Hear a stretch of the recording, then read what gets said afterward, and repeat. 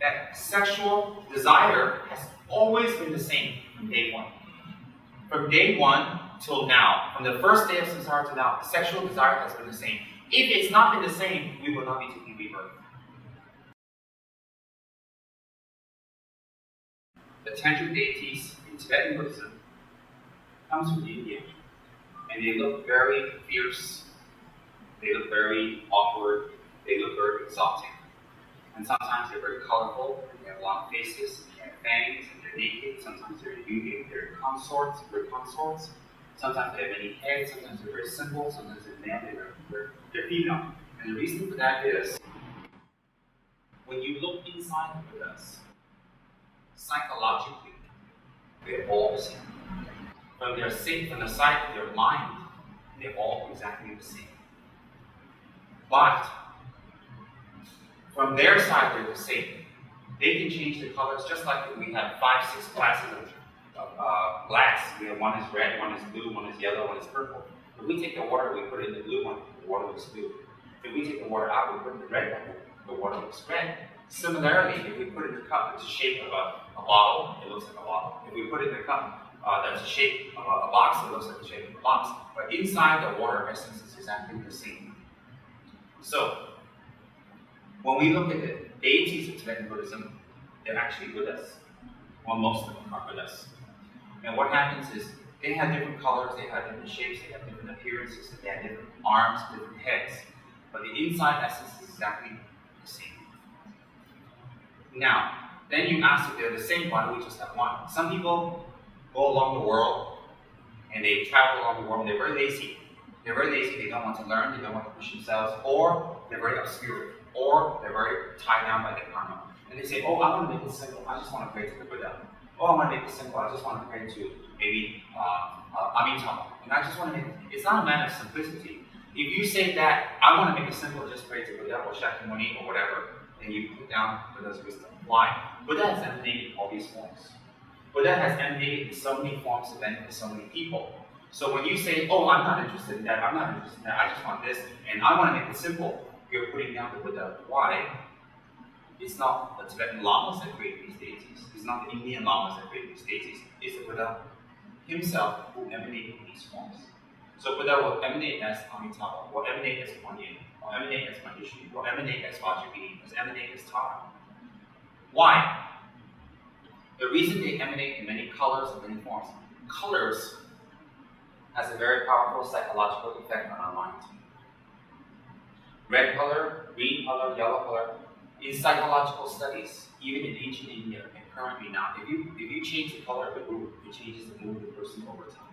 We all know that colors really change our moods.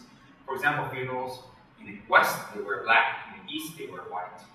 They represent something. Black is mourning, white is purification. To go purely, to go with yourself, to pay respect. Similarly, the deities have different colors to affect our mind psychologically. The psychological effect is to transform the mind into an alternate state. Example, the green of Tara is for someone who's extremely miserly, manipulative, and very, very controlling in regards to wealth and money and resources and material items. So there are people out there who are very manipulative, very sneaky, very controlling, or very scared in regards to money, in relationship to money. So green is the color that has to do with miserliness, that has to do with the transformation of miserliness, that has to do with the transformation of this miserly energy into generosity. So in Buddhism, we're not trying to take that energy away. We're trying to transform that energy. So miserly energy, the other side of the coin is generosity. The other side of the coin is miserly. It's all the same coin. It's just two sides. So what we want to do is we want to make the generosity transform. Otherwise, if you want to take it out and replace it, that would mean that you have to replace a person's mind. That is an aspect of their mind. You cannot replace a person's mind. The mind has ultimate nature. So therefore, you're not taking a person's mind out, selfish mind, and putting a generous mind in. You're using the exact same mind to transform it into its higher quality. So that's very important to know. Therefore, the green color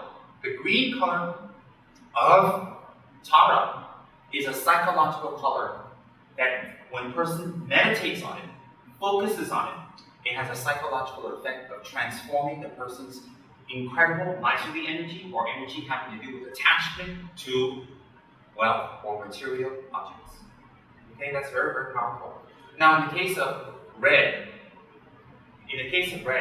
the most pervasive energy at this time in samsara, the most pervasive, not the Omi energy and not the most not the Omi energy, but the most pervasive energy that manifests now is sexual desire, sexual energy, and anything having to do with sexual desire. Example, even the way women dress today and the way women dressed 100 years ago is very different. Even the way men approach women is different now than it was 100 years ago. So my point is that sexual desire has always been the same from day one.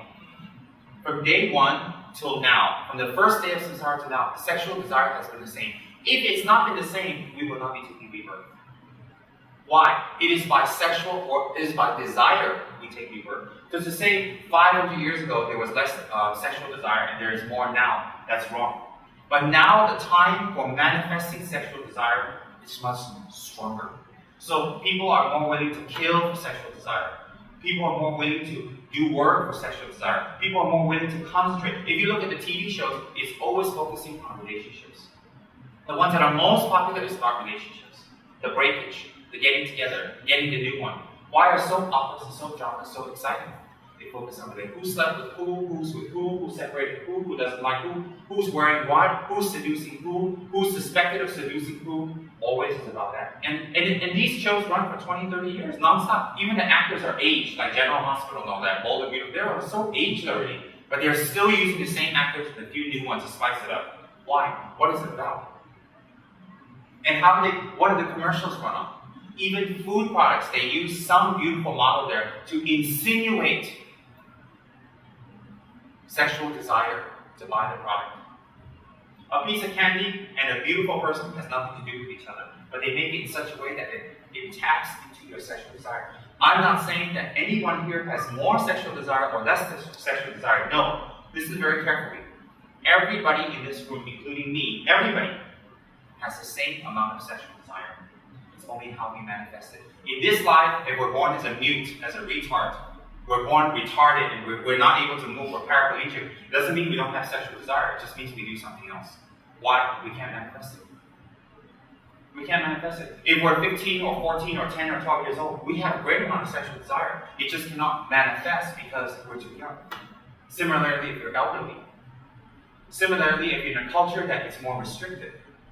Similarly, if you're in a culture that's more open. So, how strong we manifest our sexual desire and how much we fight for it, how much we go for it, how much it brings happiness and unhappiness to us is dependent on environmental condition. So the environmental condition that we are born into determines how much we can manifest a certain type of affliction or emotional disturbance. That doesn't mean we have one emotional disturbance less than another. We're equal to that. And it doesn't mean that just because in this life you're not very interested in sex, that you are less sexual. It just means that in this life, maybe you were born into a society or parents or people that it's frowned upon. So you manifest maybe in anger or making money or in something else. So my point is, in this day and age, sexual desire is not more. Sexual desire is more allowed to manifest. There's a difference. Some people say, oh, sexual desire is much, much more now. I don't agree. Why don't I agree? When I've studied and I checked the Tantras out, and I read the commentaries, and I thought about it, I said, no. If sexual desire was more now, we can debate. Why would it be more now, where the same sentient beings going in samsara again and again and again? Why would our anger be more? Why would our sexual desire be more? Our anger would be more. It's just that we have a chance to manifest anger. So in this life, we're born as a king, we can be angry easier.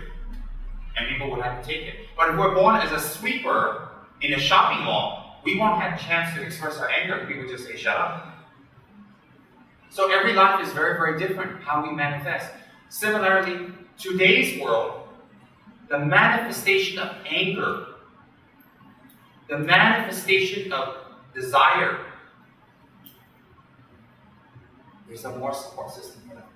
Example, if you look at the reality shows, what do they play on? They play on people's emotions, they play on fighting. You know, American Idol, how the judges put down the contestants. And the contestants get angry and protest back and talk. That's reaction right there. So people want that. What am I saying? Is that anger is even glamorized. It's being made into money now. So anger has more of an easier outlet to manifest. But all of us have the same amount of anger that we had previously. Sexual desire also has more outlet. So today in the world, pervasively, sexual desire has the strongest manifestation outlet. So therefore, Buddha predicted, in the future, sexual desire will be a very powerful illusion that is allowed to open up easier than other illusions because of the environmental conditions. He didn't predict that it will be more powerful sexual desire. It will be more easier. Why? We have more time, we have more energy, we have more technology to assist us in doing more negative energy, more negative actions. We have air conditioning, we have light, we have electricity that helps us to stay home and do nothing, and we can watch TV. Technology has helped us to increase our illusions. Technology outwardly makes things easier. Technology has made people lazy.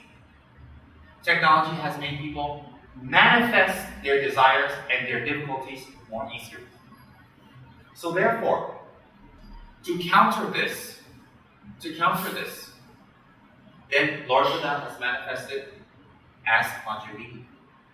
Why does Lord Buddha manifest as Vajrayogini?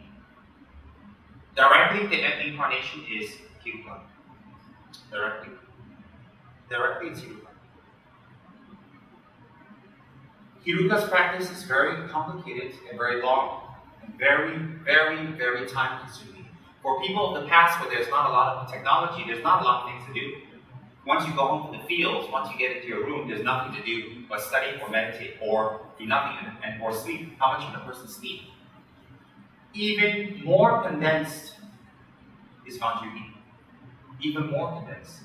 So today, according to Captain Pablo Rinpoche, the great Dechi people, the Yidam of today, the Yidam of the future, is Vajrayogini. The Yidam of the future. This is his own words, his own prediction. And that he encouraged it. He encouraged it. Why? Pablo Rinpoche himself is a master of all tantras. Kala Chakra, Hiruka, Buddha Samaja. In fact, His Holiness the Dalai Lama today is the greatest Buddhist master in the world. But his knowledge and his mastership came from somewhere. His mastership and his knowledge and his incredible wisdom came from his gurus. His gurus are Trijaya Rinpoche and Ling Rinpoche. These are his senior and junior tutors. Ling Rinpoche and Trijaya Rinpoche's root guru was Pablo Rinpoche. Exactly. So Pablo Rinpoche is the Dalai Lama's Yuba Lama says lineage Lama. So we have to respect Pablo Rinpoche, Trijaya Rinpoche, and Ling Rinpoche very, very much. We can't criticize, we can't think this, we can't think that. Because in all of our sadhanas, whether it's Yamataka, or Hiruka, or Vajrayogini, their names are in it. So we'll pray, to Your Holiness the Dalai Lama, the 14th Dalai Lama, we request your blessings. Then we have to go to their lineage Lama, to Your Holiness Trijaya Rinpoche, we request your blessings. To Your Holiness Ling Rinpoche, we request your blessing. To Your Holiness Pablo Rinpoche, we request your blessing. So it's like that. So if you say, this one's not good, but this one's good, then it's a great blessing. You can't do that. So my point is, according to Pablo Rinpoche, who is the lineage master of all of us, he recommended Vajrayogini for all of us. Why? Yamataka, Uya Samaja, Kala Chakra, all these practices are supreme. and they were the main practices of Lord Tsongkhapa themselves. But to practice those practices, you have to have Lord Tsongkhapa's qualities. If you don't have Lord Tsongkhapa's qualities, you won't be able to practice something like that. Lord Tsongkhapa's quality is he didn't waste time on his body. We're trying to live long, we're trying to keep it healthy, we're trying to keep it going, we're trying to make it all comfortable and very nice. We're always focused on making our body comfortable and happy, so that we can live long, so we can be healthy. Lama Tsongkhapa lived to about 50 plus and died, but he became a Buddha. We live to 80, we're still in samsara. I'd rather live to 50 and be a Buddha than live to 80 and still be in samsara in my next life. So for me, for real Buddhist practitioners, taking care of the body is part of the practice, it's not the practice. It is part of the journey, it is not the end of the journey. So therefore, Lama Tsongkhapa has a lot of patience. Lama Tsongkhapa has a lot of patience to study and study and study and master the teachings and understand the teachings. Lama Tsongkhapa's focus was not money. Lama Tsongkhapa got a lot of money and a lot of offerings from a lot of people, but he wasn't calculative or sneaky, or he wasn't miserly with his money. He was extremely generous. Why was he generous? He wasn't attached to it. Why wasn't he attached to it? He had a different focal point. He was very famous. He was very, very famous, very well known throughout the ancient world. But he didn't focus on that. So my point is, Lama Tsongkhapa has all these qualities of perseverance, endurance, generosity. He has all these qualities to practice all these high deities. You and I don't have the qualities that Lama Tsongkhapa has on such a level. Because we don't have that practice on such a level. To practice such deities is quite difficult for us. So what happened is a manifestation of all these deities is in the form of Vajrayogini. Vajrayogini has the same qualities as those deities. Same, because a Buddha is a Buddha, but with much less work. Even to hear the name of Vajrayogini, even to hear the name of her practice, or to understand her practice, or to be in the presence, to know the practice, you have to have merits. You have to have merits. If you don't have merits, you won't be able to hear it. If you don't have merits, anything having to do with her, you will not be able to be there, or attend, or go near, or have any type of interest. Even if you're in the room, you won't be able to stay focused. Your body will take over. Because I have many people in Dharma talks who cannot focus, who cannot even stay awake when we talk about Dharma. But when they're out of Dharma, they're very awake. When they're in the Dharma, we've seen in the past students, when they're in the Dharma, immediately they fall asleep, or they can't focus, or something goes wrong, or they become agitated. But when they're out, before and after, no problem. That's a sign of their merits. So therefore, and some people even, they have very strong karma with their guru. They have very strong karma with some teacher. But because their observation is very, very strong. Their negative karma is very strong. If someone says something immediately, they say, oh no, I'm not going to go to that lama anymore. Why? They said this, they said this, they said this. These are all obstacles. Obstacles that manifest from themselves. Why? If a lama is bad, everybody must see them bad. How come some people see them good, some people see them bad? That means a lama is not good or bad. It must be the object. It must be the person who's seeing them. Very simple. Very logical. So the object itself is not inherently, meaning naturally good or bad. It is the perception of the person, according to their karma, their environmental conditions. So therefore, the red color of Vajrayogini is specifically to counter desire, lust. Then you think, well, what about anger? What about jealousy? What about miserliness? Oh, it's definitely there. You see, each Buddha, you can't say, oh, Tara has conquered miserliness, but she still has desire. That's why she's greedy. Then Vajrayogini is red. She's conquered desire, but she's overcome jealousy. She's conquered desire, but she still has miserliness. That's impossible also. So why the manifestation? Because Vajrayogini's practice more focuses on destroying all the negative qualities in us, VIA, the channel of desire. Tara's practice destroys all the negative qualities in us, focused VIA on miserliness. So it's given. Why? All the negative afflictions are connected. They're like that. When you attack this one, it will lead to the destruction of all these. Why? They're connected. One cannot exist without the other. So therefore, when you destroy one, all the others get destroyed. So therefore, in Vajrayoginis, this one is more stronger, the red. In Tara, this one's more stronger. But if you go this way, you destroy all of this. If you go this way, you destroy all of this. Does everybody understand that? I want to give you a little overview of why. Now, the faces of the deities, alright, the faces of the deities, and how many they have and their expressions represent a certain affliction we have. Represent a certain mood we have, and a certain anger, or a certain type of manifestation that we have. And each face, and each color, and each mood counters that problem. How many arms a deity has also represents the type of methods the deity uses to counter your problems. Even what the deity holds, the implements of what the deities hold is the method the deity uses in his or her meditation to counter our problems. Similarly, what the deity steps on.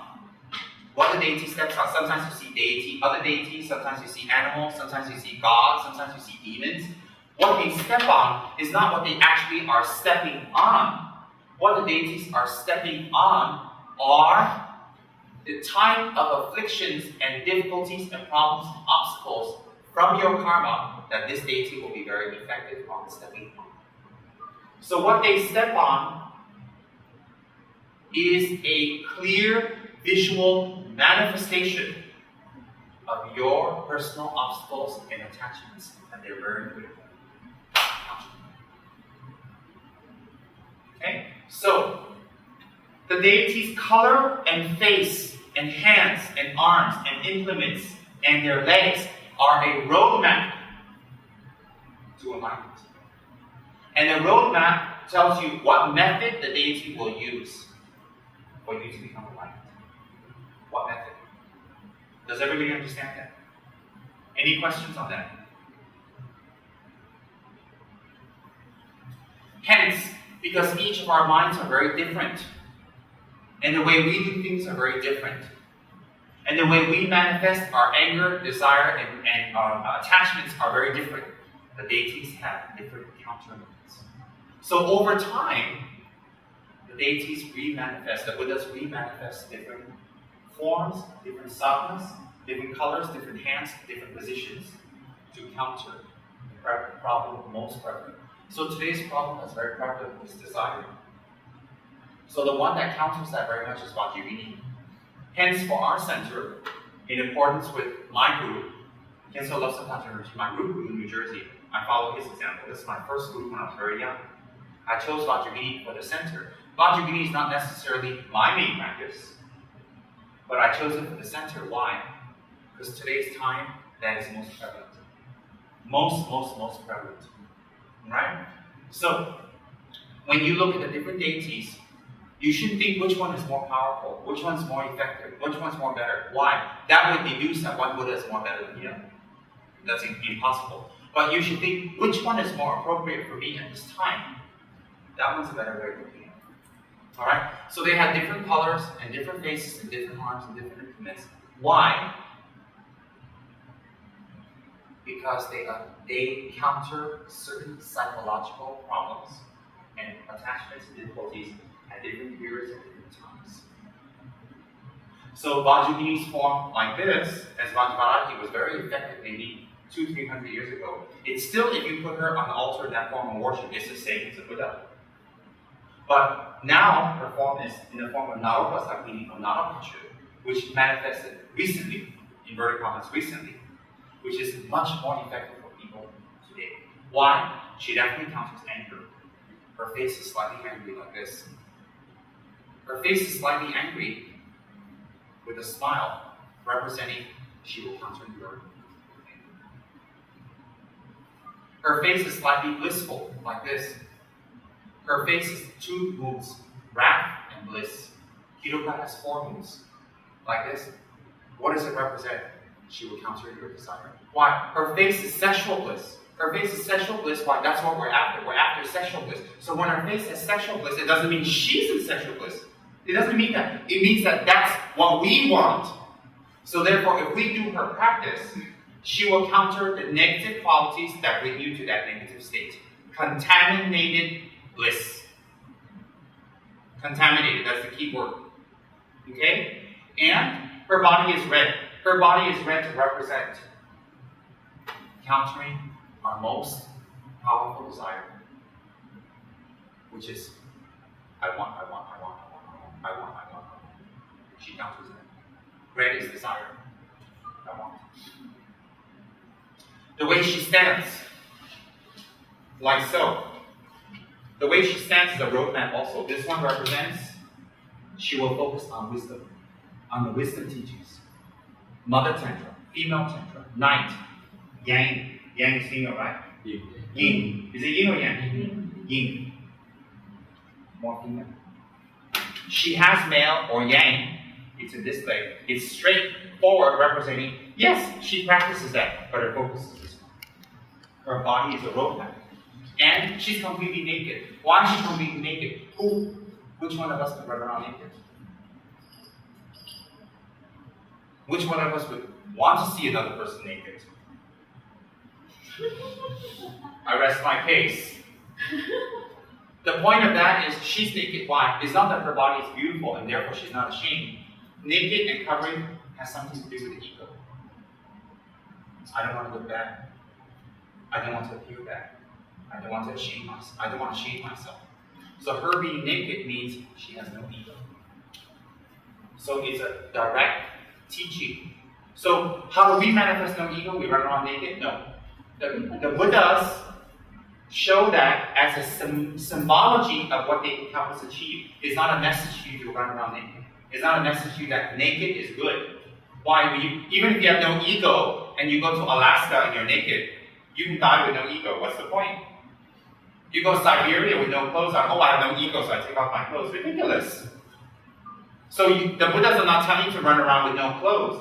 It's a symbology. And remember, the Buddhas have to appeal to people who are even financially past. Today, most people are literate. Last time. So it's easy for them to remember. So therefore, each of the Tantric deities have different colors, different look, different appearance, and different faces and different arms. Why? They counter, their specialties that counter a specific type of attachment, a specific type of affliction or problem. Does everybody understand that? If we want to get into their practices deeply, we have to do the foundational practices. We have to be very persevering and enthusiastic and not lazy. We have to do the foundational practices. Then we have to find a guru. For the foundational practices, if you have a guru, it's wonderful. If you don't have a guru, you can pretty much do it on your own. But for Tantric practice, there's no and if and buts, you need a guru.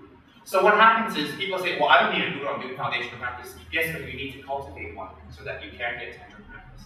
You see, the foundational practice is cultivating a guru. The guru cultivates you, you cultivate a guru. So when you have a long-standing relationship with a guru, and you cultivate that relationship, when they actually give you Tantric practice, it's easier for both. So some people say, oh, I don't need a guru. I don't want a guru. I don't have to listen. I can do what I want. I can do as I like. Oh, this is wrong, that's wrong. I'm going to do it my way. I'm not comfortable. They can say, you can say all that, but in Tantric practice, you can't. You cannot. So therefore, before Tantric practice, when you cultivate a guru, that is the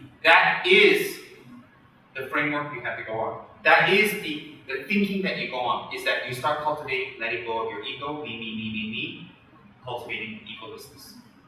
So that's why in foundational practices, it's very important to have a guru. So during foundational practices, if the guru teaches you things, you're supposed to learn. If the guru gives you practices, you're supposed to do. If the guru explains things to you, you're supposed to take it. Even if the guru becomes angry and tells you off, you're supposed to put your ego down and do it. But simply sitting in front of the guru, respectfully not talking back, is not guru devotion. Doing what the guru said in your Dharma practice is guru devotion. If you year after year don't know anything, you're ridiculous. Today there's a very big thing out there about who's your guru. If your guru sits on a big throne with a big audience, with big crowds, big monastery, and famous, it's all over the press, or your guru's a nobody. So if your guru is on a big throne and have a lot of people, whatever this guru says is right. Why? Because people are after them. Gurus are not celebrity stars. They're not celebrity stars. Just because they're stars and they're well known doesn't mean they are more qualified than a guru that's not well known. Why? There are many talented people in the world who doesn't choose to become famous. There are people who are talented more than people on the screen. There are some people who are more talented than people on the screen. My teachers have recommended Vajrayogini's practice, the majority of them, and their lineage lamas. And the reason is this. Vajrayogini is not superior to the other deities. Vajrayogini is not better than deities, other deities. She's not better than Kuan Yin, she's not better than Guya Samaja or Kalachaka. She's not better. She is their equal. But her path that is presented in her meditation is superior. Why is that? Because it deals with current issues. If we looked at a movie made 50 years ago, if we watch a movie that's made this year, which one would be more applicable to us? Most likely the current movie, correct? Why? It's about current issues. And even some of the things that they talk about in movies 50 years ago, we won't know what they're talking about. Why? We weren't there. We're not part of that mass culture. Similarly, Vajrayogini is like a movie that's being played now. Vajrayogini is a movie being played now. So it's more current. Okay? So what happens is, when we want to enter into any of the higher tantric practices, we must cultivate a guru relationship during the sutra stages. When in the sutra stages we have cultivated a relationship and we're cooperative. And you see, the gurus will, as Tsem Rinpoche says, they are hired assassins on the ego. So when they're hired to assassinate your ego and you resist every minute, or you're sneaky, or you don't follow, or you don't do things, and in front you look good, but in the back you're sneaky about it, how will they assassinate your ego? How will your ego be assassinated? Therefore, guru devotion is not about outer physical service, it's about your inner transformation. They can use outer methods to transform the inner, but it is for inner. So therefore, the guru tells you to do this, this, this. You never want to hear the guru tell you, I told you so. If the guru tells you, I told you so, it means you didn't do something towards your enlightenment. So if you develop a relationship, in the sutra stages with your guru, when you do tantric practice, it'll be very easy. Let me tell you why. Because you'll be cooperative. If in the sutra stages or pre-tantric practices, you're uncooperative with your guru, you doubt, you run away, you fight, you always think something negative, you always resist, or you don't want to cooperate, or you think the guru is trying to take your money away, you think the guru is trying to cheat you, or trying to lie to you, or trying to do something negative. You always think like that. How will you gain any results in the Tantra stage? Tantra is even more precarious. So therefore, developing this relationship is very important. And before we even take the person as our guru, we have to check the person out. Through friends, through others, through speech, through listening, through watching. Today, most people take on a teacher. Most people take on a teacher by observing other students. Why? Today, through the media, through popularity and through fame, the gurus are well known all over, and they usually have a lot of disciples, a lot of people. It's very hard to get close to them. Close doesn't mean a physical closeness, it means interaction daily. Very hard. So therefore, how do people choose a guru? How do gurus be able to convey Dharma to other people? How do gurus' Dharma spread, or what they're trying to teach spread through the students? If the students are well-behaved doesn't mean a fake behavior. It means they've been changed and transformed by the Dharma. They speak well because of Dharma. They're more patient than the people they're trying to help. You see, if you're trying to help someone, you have to be better than them. If you're not better than them, how will you help them? How will you help? If you don't know the rituals, you're trying to teach rituals to other people, how are you going to help? If you yourself is very greedy and very miserly, and you're asking other people to donate and donate and donate, they're not going to donate because you're greedy. Even if they don't know that you're greedy, your energy is greedy and your karma is greedy. You don't open up the environmental conditions for wealth to come. Being greedy closes the environmental condition for the person to trigger in their mind generosity.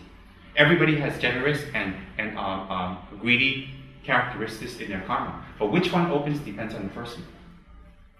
So, for example, you, if you're very wealthy and I want you to sponsor books, I want you to sponsor statue, I want to sponsor something. If you know my reputation, I've been giving, I've been helping, I've been giving, I've been helping, and I come here, you feel that, you know that. If I say help, even if you're very greedy, you will help. But if you know myself, I don't give, I'm very tight, I'm manipulative, and you haven't heard me doing anything, and I'm very, very miserly, and I ask you that, you're going to look at me, you won't say it, and you say, well, what are you talking about? You're just trying to save your own money. You will think like that. So that's why people soliciting donations and funds, I've told them many times, you yourself have to be generous and openly, and you yourself have to take a, inverted commas, initial loss. In business, you have to invest first, whether it's going to make it or not, you don't know, right? So if we're going to approach very wealthy people, if you're going to approach very wealthy sponsors, you have to have the karma to convince them. How do you make the karma? You yourself have to be generous. If you are not generous, you will lose your chance with them. When they see you, they will see you otherwise. Why? You yourself don't give. You yourself don't do. You yourself don't share. You yourself is calculative. You're just trying to save your own money. That's what they will think. Whether it's true or not is a different story. So what happens is when you ask people for funds, they won't listen. Even if they have a very good relationship with you, even if they've been very lovey-dovey with you, if you ask them for funds, they will say no or they'll avoid you. Why? You cannot open their environmental conditions. You cannot. So if you yourself is always tight, calculative with food or whatever, if you yourself is always selfish and you make excuses to cover not to be generous, you can forget about raising funds. You can forget about it. And in today's Dharma, we can't hang out in a village and build grass temples, grass hut temples. We need to expand. It's very important to be generous. Similarly, if we ourselves don't practice harmony, if we ourselves don't practice cooperation, we ourselves don't manifest cooperation and harmony, how can we be in an institution that teaches that to others? How can we be? If we ourselves don't practice harmony, if we ourselves quote the Dharma all the time, oh, the Buddha says like that, oh, the Buddha's like that, Dharma like that, why are you like that? Why are you like that? Why are you like that? You yourself is like that. That's why people around you are like that, because they don't respect you. They don't respect you. So if you want to quote the Dharma, you better make sure you're near Buddhahood.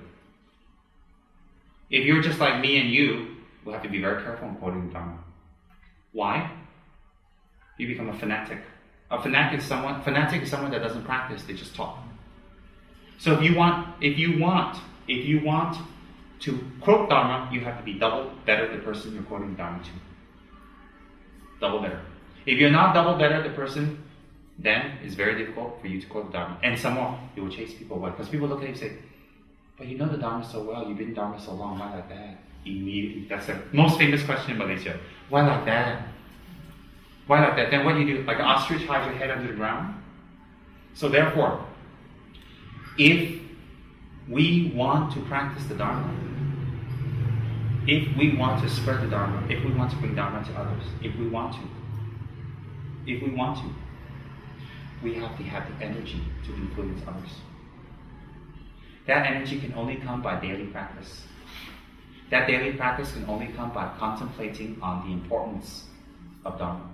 If we don't contemplate on the importance, it's very, very difficult. Very, very difficult. Very hard.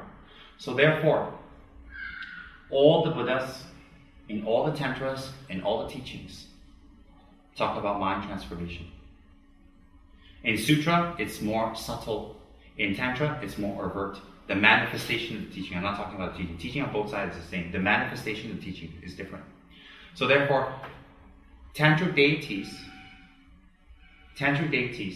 from their side, from their side, they're exactly the same. How they manifest is different to fit the aptitude and the psychological makeup of the people they're trying to bless. Okay, does everybody understand that? Everybody understand that? Hence the difference. So when you say, I like simply Buddha Shakyamuni and I don't like the complicated Tantric deities, you make yourself look quite silly. A real practitioner, a high practitioner would never say things like that. That is a sign of a person who doesn't know the Tantras or doesn't know practice. Why? They always say they want simple. It's not they want simple, they're lazy. I've heard that many times, over and over, hundreds of times. Oh, I'm not interested in that practice. I just want my life simple. I want my practice simple. I want my prayers simple. It's not that they want it simple. They're too lazy. Why? Everything in their life is not simple. They made so many complications with kids. They made so many complications with cars, with money, with women, with business. And we're willing to go through so much complications for all that. But for our Dharma practice, we want it simple. It's not we want it simple. We want a shortcut, and we're lazy. Why? We don't know the benefits. Most of us, I can say almost everybody in this room, at one time or another in our lives, we engage in very complicated things. Very complicated. But when it comes to yidams or Dharma practice or practice, we want it simple. We don't have much time. We don't have much energy. We don't have much intelligence. But that's all an excuse. So when people tell me they want things simple, if there's someone that can take it, I tell them, no, you don't. You're just lazy. If they're not able to take it inside, I think to myself, oh, they're just like me. I'm lazy too. Now I know. I used to say that too. So I think, uh-oh, another close friend. Another person that says whatever I've been saying and I've been hiding. So what's the answer here? To go for the most complicated deities? No. You go for whatever deity your teacher has given you. Whatever you have started. Once you start, you go all the way. Go all the way with it. So whether you meditate on Shakyamuni, whether you meditate on someone complicated like Yamataka, complicated but fabulous, it's all the same. Because if you look at Shakyamuni's one face and 2 arms and 2 legs, it has exact meaning of Yamataka's 9 faces, 34 arms and 16 legs. If you look at Yamataka's 9 faces, 34 arms and 16 legs, all the meanings condensed in Shakyamuni's 1 face and 2 arms. So which deity you look at, you're going to have to know more. For people like me, I find Yamataka or Vajrayogini easier than Shakyamuni. Why? They openly display the teachings of the path on their hands, on their color, on their body, on their pose, on their implements.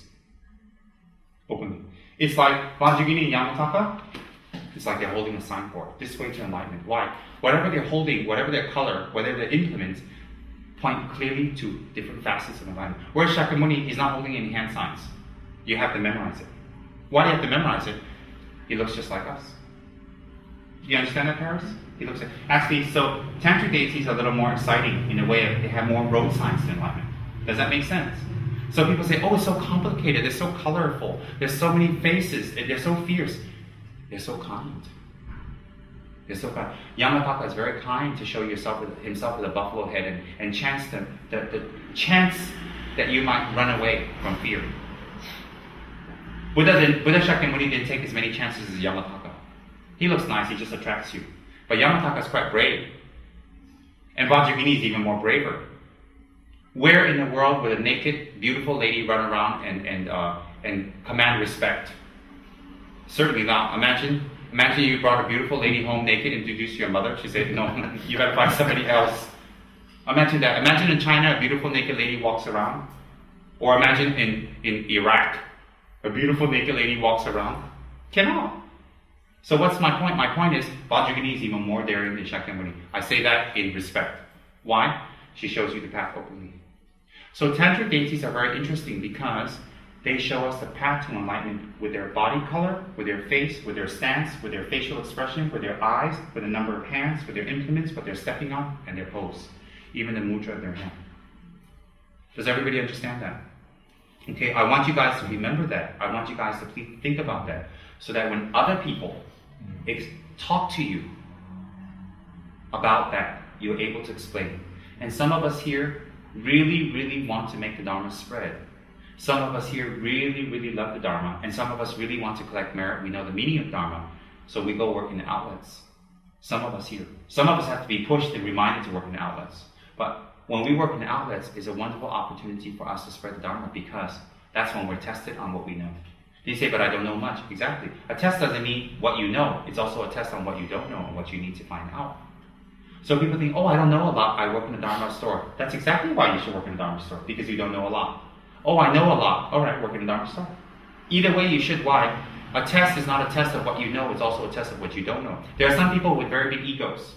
Very big egos. They don't want to be tested on what they don't know, so they hide from the outlets. Some of them, I've asked them to work in the outlets. They fail. They don't push. They don't talk. I've seen them. You know, the stores like that. The customers come here, they go here. The customers come here, they go here. Customers come here, they go here. I watch them on the webcam. I saw that. And they don't sell anything, they don't talk, they don't do anything. Why? Because they're afraid to be asked something they don't know and they don't want to be wrong. And that's a beautiful test for us because why? That's all the reason why we should do it. That's all the reason why. And the more we escape from it, we fail in everything else in our life because it's all connected. If we work in a lajang, if we work outside, we work in a Dharma institution, we will fail and make mistakes all the time because we're afraid to be tested. Why are we afraid to be tested? We're too lazy to learn. So the time gets passed away. So Dharma outlets is a wonderful place for us to be tested. Tested by who? Ourselves. Ourselves. It's very, very powerful for collecting merit. So in any case, today we're going to be doing a Gakko ceremony, and some of you have incredible obstacles. Incredible. This has never happened before. Never. Some of you here have incredible obstacles, and the obstacles hold by the darkness, and by the heat, and by no fan, and the mosquitoes will make you uncomfortable and make you give up. And that's called obstacles. Why are they obstacles? Obstacles manifest according to the way we fear the most. For some of us, we fear ghosts. Heat, never mind. For some of us, we fear heat. We haven't let go. But we don't fear ghosts. So the obstacles manifest to us in the most powerful way that can stop us from doing things. That can stop us. So therefore, you come for a Gakko ceremony. A Gakko ceremony is this. It's very short and sweet. Very short. It's the Lama doing the meditation. You guys actually just sit back, relax, and enjoy the air conditioning and the beautiful fan. The Lama does the meditation and the work. So there's usually a lot of obstacles for Gakko. Usually for any Tantric practice. This one is according to Dragun Rinpoche. So, someone would have cultivated a relationship with their Guru by service, outer service according to the 50 verses of Guru devotion. They would have cultivated cleaning, washing, sweeping, serving, cooking, listening to a Guru, and cultivated their confidence. Then the Guru has confidence in the students, and in the students with offerings from their heart. Any material offerings from their heart offers to the Guru a request for initiation. And that's after years of developing and cultivating a relationship with the Guru. And then the Guru accepts, and the Guru confers initiation upon the disciple. After the Guru confers initiation upon the disciple, in the case of Vajrayogini, then the Guru has a responsibility to teach the paths, the meditation, and the practices of Vajrayogini to the disciple. When he teaches, some of the item is not written. It's called oral transmission. Some is not written. There are some teachings not allowed to be written, must be transferred from mouth to ear. Cannot be written down. Because it's so secret or so esoteric that if it's written down and studied by the wrong person, it can have detrimental effects. Detrimental. Example, some of these reality shows, they always tell the kids, you don't do this, it's from years of practice. The person has done this for many, many years. So it may look easy on film, but actually hanging off a cliff looks very easy on film, but you don't do it because they went through years of practice, right? Same thing in Tantra. Tantra is not dangerous, it's dangerous for the person who hasn't practiced. Why? If they do it wrong, not the deities punish you. So it's like a reality show. Make sense? Okay, like that. That's why Tantra is secret. People say, what's the secrecy? Why we can't talk? Why we can't? Why? What's all this? That's the reason. Clear yet, you? Because you're right. Why I ask you? Because you're right. And you can benefit many people when you get knowledge. Many people. And that's what I want to give you, knowledge.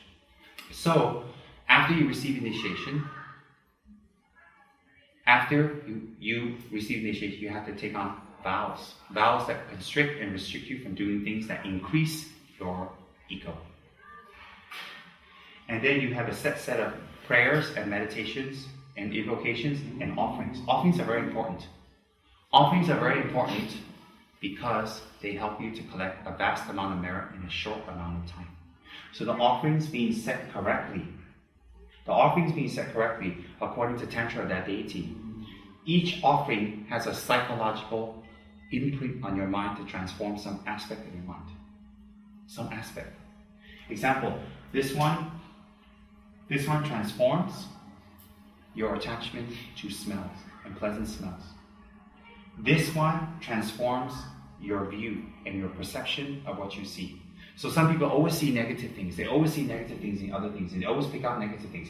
Making an offering of light in Tantric practice helps you to transform wrong view to correct view, and to view things well. And also, this one helps you to actually create the karma to be able to communicate with the Dharma, with the Buddhas directly.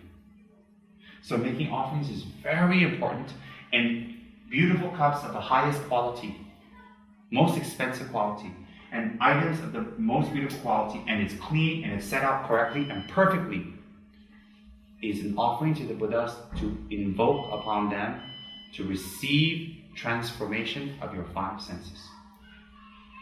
So when we make the offerings correctly, it helps us to plant seeds for that. And why is it of the highest material?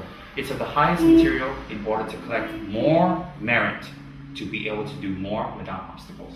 Some people are very stingy, very, very stingy. Their stinginess is an obstacle. Very important. And if you say, well, my altar is very small, I found a new trick. That is to give away statues, give away offering items, give away pictures, give away kankas. Why? They practice and worship and make offerings. I collect the merit. Isn't that sneaky? So for those of us who really, really want to advance, you give statues away, you give tsatsas away, you give pictures away, you print books, you make offerings, you give offering items to others, you encourage people to make offerings. Why? Each time they do it, you collect the merit and they collect the merit. So if you've given statues away to 500 people, there are 500 people out there making offerings that will be collecting merit. Just think. So I just sit there and sleep in my room and watch DVDs, and they're doing the offerings. I collect the merit, they collect the merit. Isn't that wonderful? It sounds like a joke, but it's really like that. So people who know that, they're very generous to give things away. So actually, like the Dalai Lama says, if you want to be selfish, be smart selfish. Be smart selfish. If you want to be selfish, don't be stupid selfish. That's why High Lamas give things away. That's why High Lamas always are very generous. Why? They know what brings real value to others and themselves. Small Lamas, they're very miserly. Small Lamas like me and you, very miserly, very selfish, very calculative, don't want to give, don't want to share. Why? Because we don't know the value of giving and sharing. We don't know the value of making offerings. So when we make offerings, when we learn the sadhana, we learn the precise meditation or rituals. And what's incredible is this. Okay, listen very carefully. I'm going to reveal another little secret some people have heard before. When you get the Vajrayogini sadhana, in Vajrayogini's practice, it's very profound because it teaches you how to die. It teaches you how to enter the bardo. It teaches you how to take rebirth. Literally, it gives you the exact meditation on how to die, how to enter the intermediate state, bardo, and how to take rebirth, even what to visualize. You get a complete control over your future lives. That is the manual you're getting. No one on this planet can give you something that great. No one. They can teach you how to make money, you leave it at that. They can teach you how to get a beautiful wife, you gotta leave it at that. Maybe she leaves you when she finds a beautiful boy. Right, see you later. And they can give you a beautiful car, but that one turns old real fast. Or if you like cha, very fast. So what happens is all these things can be taken away, but the control of death and rebirth, every single life you have control. That's why some of these high Tibetan lamas, they can tell you when they're going to die, like Tsem Rinpoche. They can tell you where they're going to take rebirth. They can even tell you their parents' name of their next life, very accurately, and the location. They can tell you why. They've mastered this practice. And the incredible thing about them is they want to share this practice with you, but you have to go through the preliminary practice. Preliminary practice is not a test of them and you. It's not like the Chinese sifus, they want to test your endurance. So they beat you, they torture you, they do all kinds of things before they teach you their Kung Fu style. In Tibetan Buddhism, they torture you or they make you do things for you to collect merit to prepare yourself. It's very different. The style looks the same. Then after you receive it, you have to do actual retreats. You have to do the practice every day. You do the practice every day, you do the retreat, you hold your commitment. Then, for example, in Yamataka or in Vajrayogini's Tantra, you have a text called Gakpo. Gakpo is actually an exorcism text, exorcism.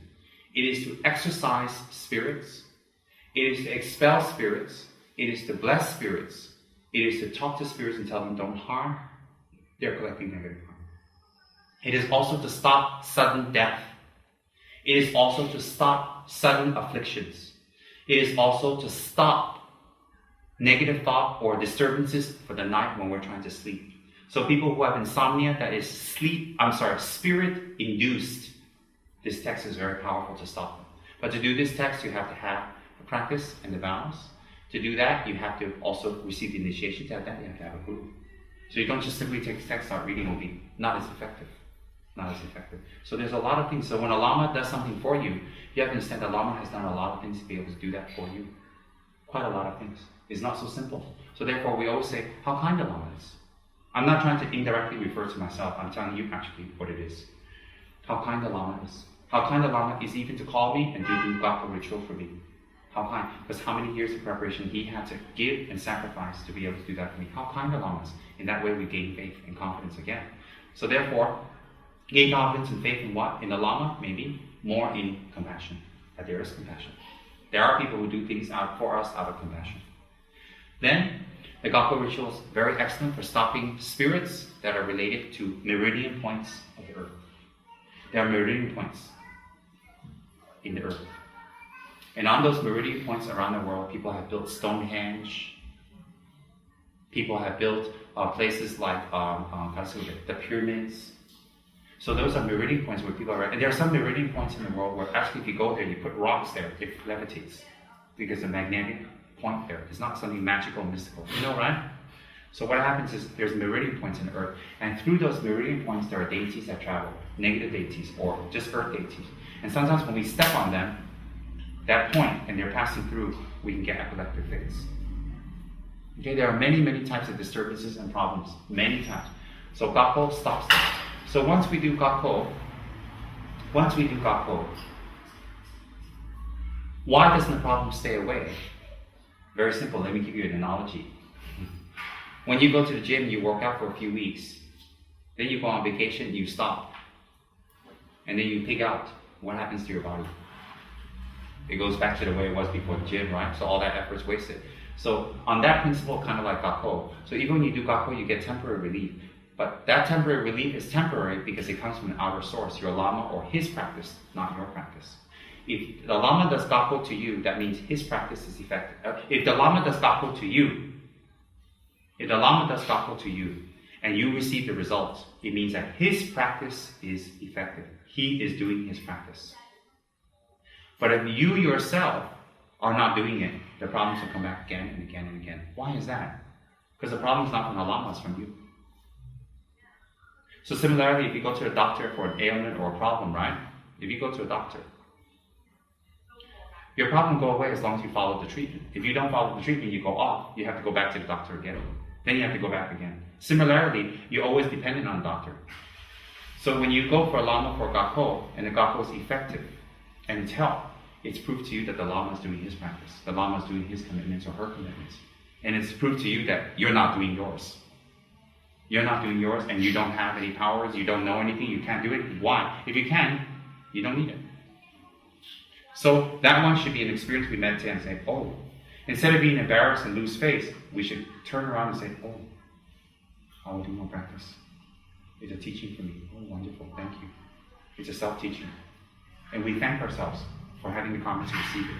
So therefore, Gakpo is very important. In all cases, the Gakpo plants seeds of that particular deity in a person's mind. What does seeds mean? Seeds means when it's planted in that person's mind, in the future, when the environmental cause is correct, that person will be able to practice that deity. So also doing Gakpo for people is very powerful because the ultimate reason is to become a Buddha. How? To plant seeds of Vajrayogini in our mind. Does everybody understand that? So that's basically what a Gakpo ritual is. I gave you a background on it. I gave you an explanation about it. And also, I gave you an explanation of why the deities manifest, because it's related to the Tantric deities. Because some people get confused or they don't understand about Tantric deities. And people around here, once you explain, they're all right because they're educated. It's just explanation. So therefore, that's what we're going to do now. We're going to do the Gakpo ritual. And while I'm doing the Gakpo ritual, it's very good to think of the Lama as the actual Tantric deity that's doing the ritual for you. So it doesn't matter that if the deity is female and the Lama is male, or vice versa, because we're not talking about the outer appearance of the Lama or the outer appearance of the deity, we're talking about the inner nature, Buddha or Buddha. Okay? And while we're doing the ritual, you don't have to do anything. You just sit comfortably and just relax and you just listen. Alright? And in this ritual, it's very important for you to visualize a small Vajrayogini on the top of your head. So even those who are not directly involved with Gakpo, even if you're in a room, it's very beneficial. You can do the same visualization. Very, very beneficial. Alright? So visualize a small thumb-sized Vajrayogini in front of you.